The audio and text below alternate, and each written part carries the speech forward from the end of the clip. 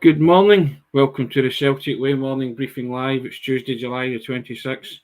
I'm Tony Haggerty, Haggerty 10, you know the drill. And I'm joined today, as always, by Sean Martin at Sean Martin TCW. Sean was out and about in Glasgow yesterday on his travels and traverses. Sean, how are you doing? You all right? Busy Not man? bad, Tony. I getting a wee bit of a headache being so far away from Inverclyde. Travel sickness and all that, yeah. Indeed. Now, before we talk Celtic, we'll just big up our sponsor, One Football. Get downloading the One Football app, guys. You know the drill by now. One-stop football shop for scores, news, lineups, transfer rumours, match highlights, live streaming, and much, much more than that. You can immerse yourself in the digital football world and have the best personal experience out there. It's a cracking app, guys, as you can see from the wee video that Sean's just put up on the screen there. Just the link's in the description, but have a look at it. It's great. And we thank them for their sponsorship of the pod, as we do that every day. And as always, we've got an offer. Just look at the ticker tape running along. Subscribe to the Celtic Way and support top quality journalism covering the club you love. £3 for the next 3 months. You know what to do. We say it every day. www.celticway.co.uk/subscribe. A bargain if ever there was one, because you get to see myself and Sean and Alison on daily pods like this and read all sorts of wonderful articles on the site. Isn't that right, Sean? Correct, Tony. Correct. Can't plug it any better than that, guys. Building this community here, the Celtic Way community, and we're loving it. There you go. And Sean's put the link to the subscription. 1 second short of going, just do it. Just do it. Now, Celtic, Sean, season hasn't even started, and there's conspiracy theories abound, especially with the League Cup draw.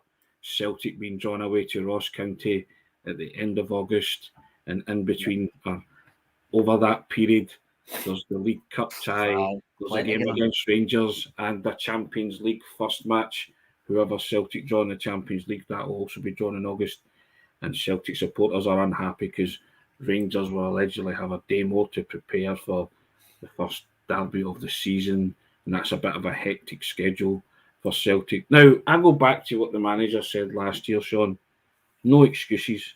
Nah. Just overcome every challenge. And he said his players were resilient. More of the same from Celtic. And, you know, his supporters will always argue the toss over these kind of things and scheduling and all that. But I don't care, Sean. You have to play them at some time, play these teams at some time. You want to defend your League Cup crown, you're going to Dingwall. First stop, that's to do it. You'll play Rangers soon after, and then your Champions League. Bring it on, I say, Sean. I think that's the attitude they'll have. But in terms of the draw, Ross County away is probably the most difficult draw they could have got in it. They also make that trip in the second league match of the season as well, so that'll be twice in only a few weeks. But just looking at the schedule round about it, and you kind of see the kind of depth argument again coming at the fore, I would say. Maybe I see that everywhere. But I mean, first of all, they find out their Champions League group on the 25th, remember? So they'll know who they're playing at that point. But they play Dundee United at Tannadice Sunday, August 28th. Yeah. Then they travel for this League Cup tie to Dingwall on Wednesday, the 31st. After that, it's the Glasgow Derby at home, fair enough, but still the Glasgow Derby on September the 3rd.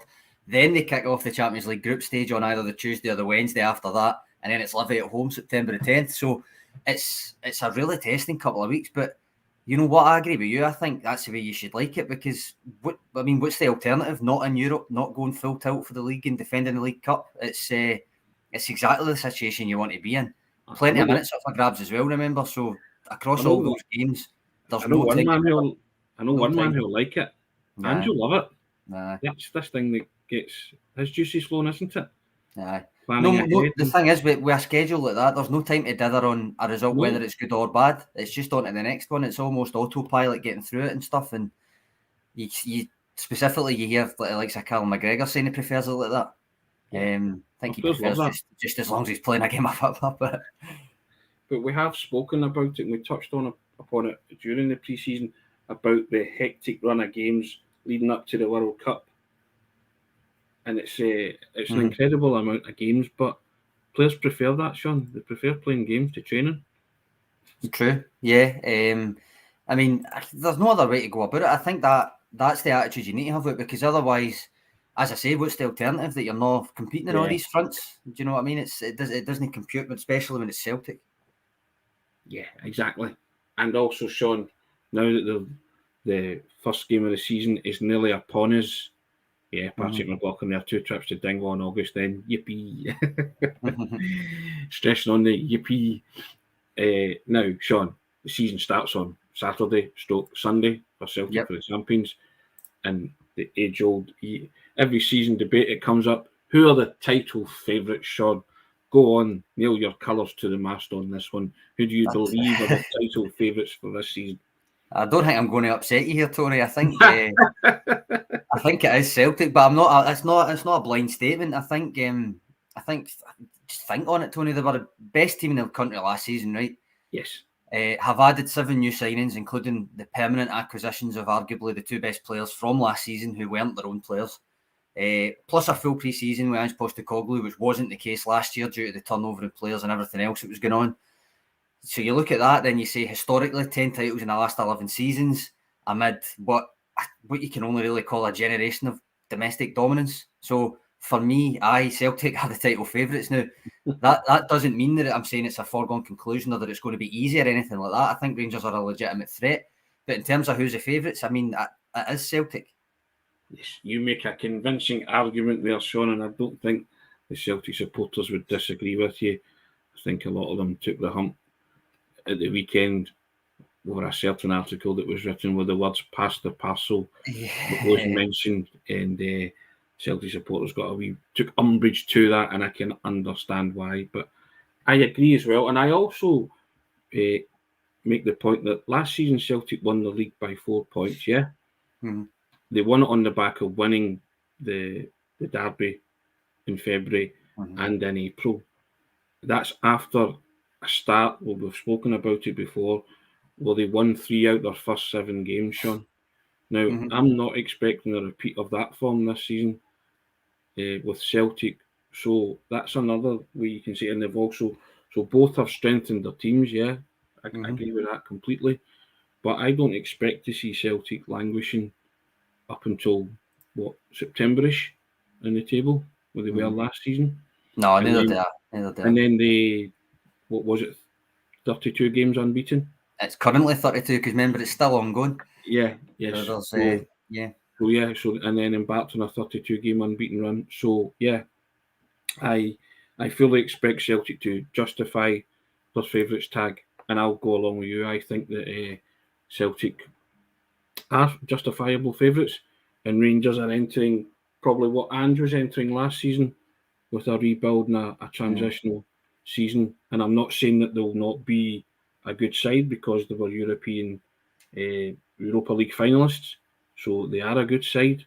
But I'm just saying that as a big turnover of players for Rangers. But I do fully expect, as you say, a massive challenge from them, and it'll come down. I do. Yeah, I think it'll come down to the 4 league games again. I believe potentially. I mean, they dropped points in daft situations as well last year. It wasn't just the derbies, but obviously from Celtic's point of view, that was what I agree with you. That's when it was won. I think they've kind of across the city. They've not really. It's not a full rebuild, if you know what I mean. It's more of an evolution into kind of Van Bronckhorst style of play. But I do think, as I say, everything I say, I stand by. I think Celtic are the clear title favourites. I think everything is in that column. But I'm not saying that means it's going to be easy. I think they're favourites, basically. I don't think it's an easy thing. I think it will be an actual title race. I think it will be a challenge. And I do think Rangers are a legitimate threat. But just answering that question that you asked, just in a simple manner, I think everyone says Celtic's the favourites. I'm also looking forward to seeing second season Ange teams. Which I've heard all about ratcheting it up notches and going hell for leather. And he's spoken about the fact that he's flogged his players in pre-season training, and they'll be a fit bunch of boys, Sean, and they won't stop. They'll keep going. And I think that's what he demands from them, isn't it? That when they come to work, they're going to work. You know what I mean? So The second season thing is interesting to me. Obviously, pre-season, I'm writing a wee analysis piece about Joe Hart's positioning and its relevance to previous Ange teams and stuff, which will be up in the next couple of days. And those kind of adjustments are going to be intriguing for me. I think what he's asking them to do differently, even from last season, because he's now had most of them for a year, or slightly under a year, and feels he can kind of progress it in that way. Because there was certain allowances he made last year for the fact that it was his first season, the players that he inherited, that kind of thing. But between the winter window and this window, he's building the kind of team that he wants them, and he's now going to have the opportunity to get them playing in the way that he wants them. Not that they weren't playing that way last year, but almost in a kind of Ange Ball 2.0 way, if you know what I mean. Now, here's a question for us both, Sean. Who do you think is the strongest squad at this moment in time? Celtic. I do think it's Celtic. I think with my squad depth and all that, I think I'm qualified to say it, Tony. But no, I do still think Celtic could add one or two more with a couple of people leaving. I do think depth will be massively important. I think it was last year, and you saw you saw it from the flip side, where when Celtic didn't have the depth in the earliest parts of the season. I think Rangers are building a squad as well. I just don't think it's just as strong as Celtic's just now. Yeah. Well, I'll comment on the Rangers players when I actually see them. I've not witnessed any of the Rangers players. I can only go on what people are saying, but people are prone to hyperbole, aren't they, around certain individuals in pre-season, and I don't read anything into pre-season results or whatever. I never have, and I never will. It's good to win games in pre-season and all that, but yep. Speaking of, Tony, of not putting too much stock in pre-season, I don't know. I've got on the website today the pre-season power rankings. I've done exactly that. Well, funny enough, the things that you say there are the things that are in the intro. Like basically, if you can't read too much into pre-season, unless it's all about fitness. Dear me, why must you treat them seriously? I basically says, well, if that's the kind of thing that you say, you're going to hate what's coming next, because I've just ranked the pre-season friendlies. But that's fine if you're doing it as an exercise. There's a point to that, and I would almost say there's a kind of science behind it, and you're trying to explain certain things, and I get that. But when the ball bounces for real, it all changes. Yeah. So, and I will obviously, because we watch a lot of Scottish football, we will see the new Rangers players in their squad depth, and they've lost some key players. I'll give them that. Celtic have kept the nuclear, kept that solid squad, really, haven't they? And as you say, added the two players who were revelations and last season, in Cameron Carter-Vickers and Jota, and with the promise of more additions, because the manager has said he's looking to still bring in a couple more before the window shuts. So I think Celtic are in a strong position. I will reserve judgment on Rangers, but they've lost key players like Calvin Bassey and Joe Aribo.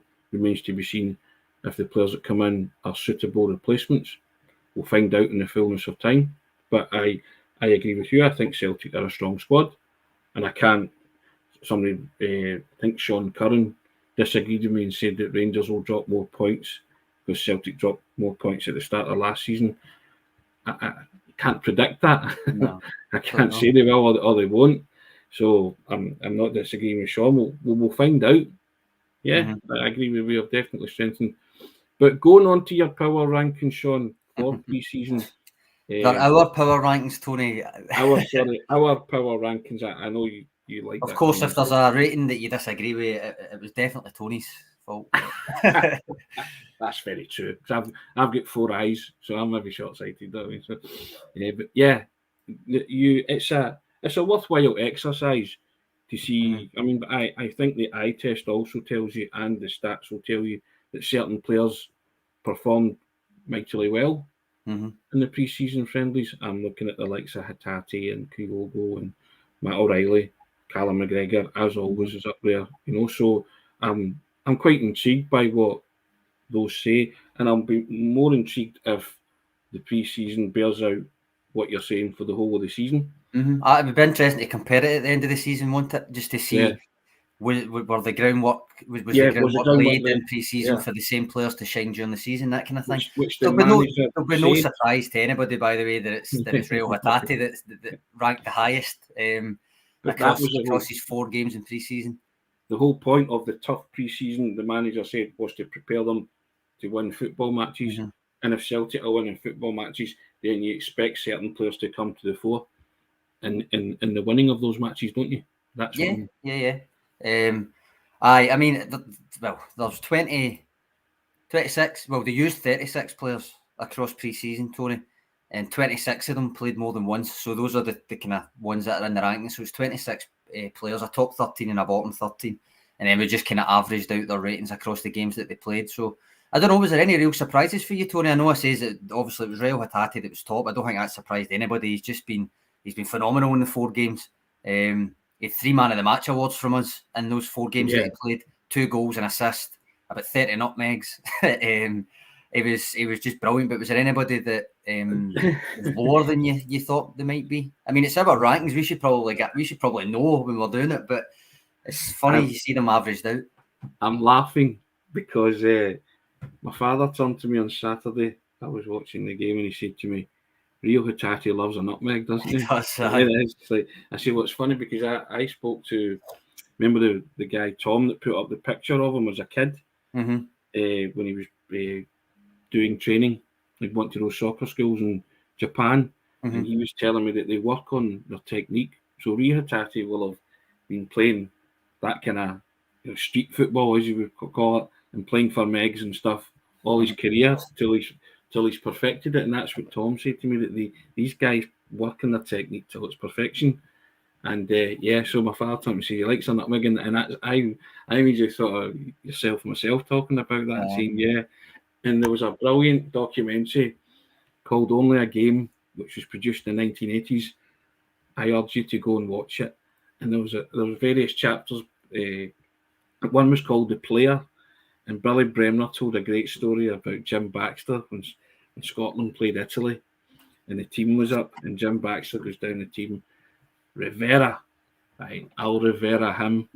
We go out on the park, and all Billy Bremner can hear in the first 20 minutes is, "That's 1, that's 2." And so he was killing himself laughing. He got to the point where Billy Bremner didn't want the ball from Baxter because he was too busy laughing. Jim Baxter was counting the megs on Rivera, and he's shouting to him, "They said you could play." He kept trying to put the ball through his legs, and Jim Baxter was killing. Billy Bremner was killing himself laughing, but he tells that story, and I'm thinking, I wonder if Reo Hatate does the same. To say Callum McGregor, that's 2 or keep score. I'd love to think he did. You know what I mean? I can't believe you're not an actor, Tony. That's what I'm taking from that. He's a gifted footballer. He really is. It's where he likes the nutmeg for me. He likes it just outside his own area when he's trying to beat the press and stuff like that. He'll nutmeg you and just run away. But he was top. He was definitely top. I think that there was until the last 2 games when he got a 9 out of 10 from me against Legia, and then he got an 8 from me again in the last game there against Norwich. Matt O'Reilly could have been up there as well. But Hatate just was there. The last 2 games were superb. Well, Abada was very good when he came on. He's quite low, so did that surprise you there that he was? It did surprise me. I thought he played okay. You know, especially I think it was a Legia game, and there's also a case to be made, and you might see this as well with Ralston over Juranovic. I don't know how they scored in the power rankings, but I don't think Ralston's let anybody down, and I think he's was it you or I can't remember if it was you or Alison I was on with last week, and I said, because I feel as if Juranovic has been off the boil in pre-season a wee bit, and I kind of asked, is that a question now? Do you make the case that maybe Ralston could make the case that he should start the season? I think Juranovic, again, I don't think it was great against Norwich, but he got the assist. It was a good assist. A really smart cross to put it in low and drilled, because that's kind of something I've mentioned to you before. They need to be smarter with the crossing. Sure. They need to realise who they're putting it into. If it's Giacomakis, fair enough. The way that you say Ralston puts in his crosses, for him is ideal. But if it's Maida and Kyogo, then really you need to be drilling it low. And Juranovic spotted that it was Maida and put it in exactly like that. Now, obviously, the finish was a lot better than any cross could have been put in. But I think it probably did enough that he's still going to be the first choice for Sunday. But he ended up, just because you were asking, he was 16th. That did kind of reflect that he'd had that off the boil pre-season overall. and then Ralston was 12th, so it was a good bit higher. I think that, and the takeaway that I would have from it, and I said this in Ralston's write-up, is he plays it in a different manner to Juranovic, I would say, right back. But he's very effective in doing so. But I think for me, the one that it kind of reinforces, the point that it reinforces, is that he seems to link up particularly well with Leila Bada and Georgios Giacomakis. Now, for me, looking at the depth, all three of those players are arguably in like a second 11. So if they link up so well together and they're going to be playing together consistently, that almost bodes better for the depth than anything else, if you know what I mean. Of course, So I think there's positives even to be had in that. And I've got to be honest, I just love the look of the strike force or attacking players. I thought Jota showed up well. I thought Maeda, Giacomakis and Kyogo they were at it, bang at it. And I'm not just talking about in terms of the goals, I'm just talking about their play. Maeda's a machine, he's a pest. But his last two finishes have been superb. He was fourth. He was just outside the podium positions. Doesn't surprise me. But it's also, I mean, you think he was ahead of him, Callum McGregor, Matt O'Reilly, and Reo Hatate. So it's not an insult to say you were fourth, that kind of thing. No, but he also never dipped below a 7. Maeda, he get I think 3 7s and an 8 from his 4 appearances, or something like 3 7s and 2 8s or something from his 5 appearances. So he was consistent, and this was including him getting switched from centre forward to left wing and different things. So, it bodes well. This might take you back a wee bit, Tony, but the highest ranked defender was Stephen Welsh. Well, I thought a couple of times he was very good. There was one game in particular where I can't remember. The Legia game with that pass. The Legia game with the pass, but he actually looked very robust a couple of times in challenges. He kind of stood up to a kind of physical element, which I was quite pleased with. And also, just the fact that Ange played both him and Carter Vickers for the majority of the pre-season friendlies. We spoke about it very early on, and we thought that would be the partnership for the Aberdeen game. It still kind of do, unless Maurice Gents is thrown in a spanner with his wee cameo on Saturday. But I don't think so. I'm with you, think Tony. so either. You know? I mean, we're going to do our predicted lineups for the game at the weekend. Also, they'll be out on probably Saturday. Maybe Sunday, whatever. They'll be out at the weekend, and I would be very surprised if any of the three of us pick Jens to start. I think it will be Welsh. Happy for either you or Alison to disagree, but I think that's what it will be. I just think there's so much work went into it in pre-season that it would have taken the cameo to end all cameos for Jens to properly dislodge what is essentially five games worth of work in pre-season for Welsh. I think that might be the case though. Like as the weeks go on, and as I say, there'll be plenty of minutes to go around anyway. You've got Carol Starfelt to come back, and for Welsh in pre-season, I think it's still likely that his role is going to be as like a backup going forward, but it doesn't change the fact that in pre-season, reflected in where he is in these rankings and just the way that Celtic have spoke about him and Ange Postecoglou spoke about him, it doesn't change the fact that he's used this pre-season and it's done his reputation no harm in Postecoglou's eyes. And I think that line-breaking pass is a case in point. Yeah, he's clearly listening to instructions and has confidence to play that line-breaking pass, which I'm maybe not spied in Welsh before, the way he strolled forward and thought, I'm going to do this, and executed it and did it very well. So you have to give credit where it's due. We spoke about before, it's the behaviours you see in pre-season, isn't it? Yes. Those things where you're making line-breaking passes, that's what you want to see in pre-season, that you are working on things, you are listening to what the manager's telling you are playing the way he wants you to play. Going back to Joe Hart and stuff, playing many yards many yards from goal, that kind of thing. And Maeda adding a touch of let's say predatory instinct to his game, which I have and you're going to be in your travels today, because I think you're going to your local bookmaker, aren't you, to put money on him being the top. I fully intend to, because it's payday, Tony, so it'll be the anti-post bets will be getting placed today. But So you are a payday millionaire. Is that it's already dropped. It was 16-1 the other week when I says to you I fancy him, and I think last time I checked it was about 12. So people are obviously clicking on that he'll play a lot, but he also will play through the middle as well as out wide. And I think the two he's got a good record in general. So yeah, I think the two type of goals made the price drop, Sean. Maybe they were clinical striker, predatory instinct goals. You know, the one-touch finish for them both. You know, just the pass from Hatate was great, but you've still got to put it away confidently, slots it away, and then the improvised back heel. You know, you can't. Giakoumakis-esque. You can't teach that really. You've either got it in you or you've not. You know, and just to control it and get it on target, and you know, it's a difficult skill, but he executed it pretty well with ease. You know? I think he's one of those strikers, what I want to term a Kenny Miller striker. And I don't mean that disrespectfully. I mean in terms of give him time to think about it, and there's a good chance he might overthink it.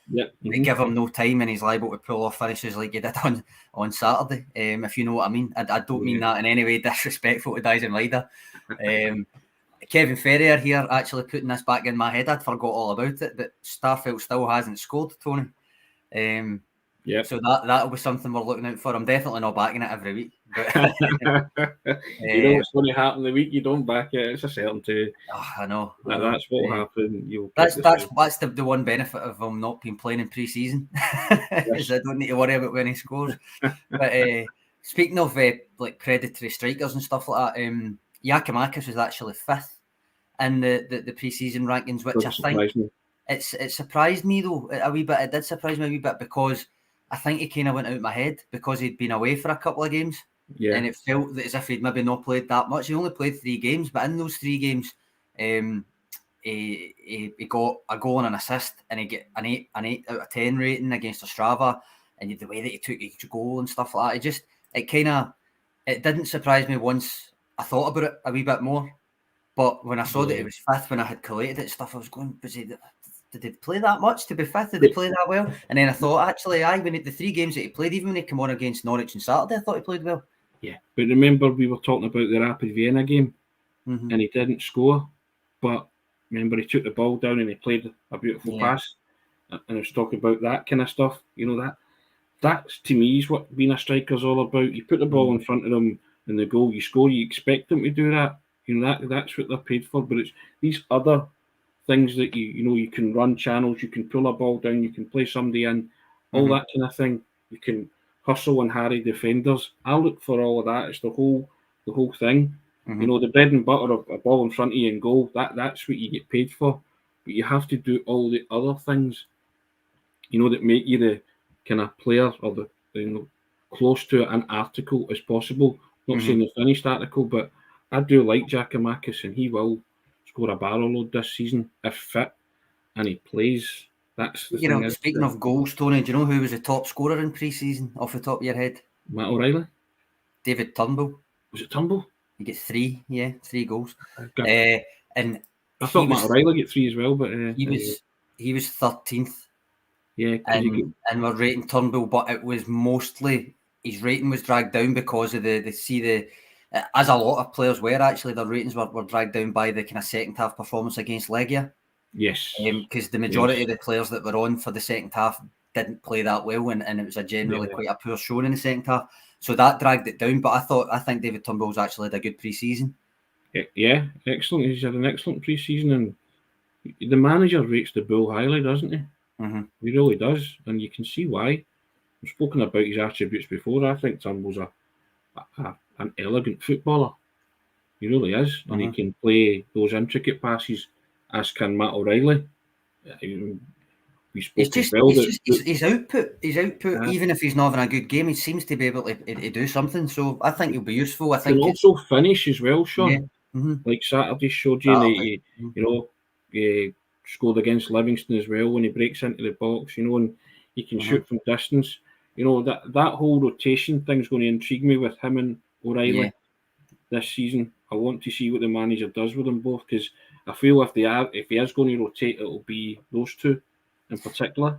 I think he might see some time over Hatate as well, but I think, as I say, with Aaron Moy being there and being able to fill in as a 6 or an 8, means that McGregor will see more minutes at the 8 as well and different things. So I like the competition in there. I do think when it comes to European level, you still arguably need somebody else. But overall, I've been saying to you since the start of pre-season, I think McGregor, Hatate, O'Reilly as a midfield trio, I think gives you, certainly domestically, gives you pretty much everything that you need.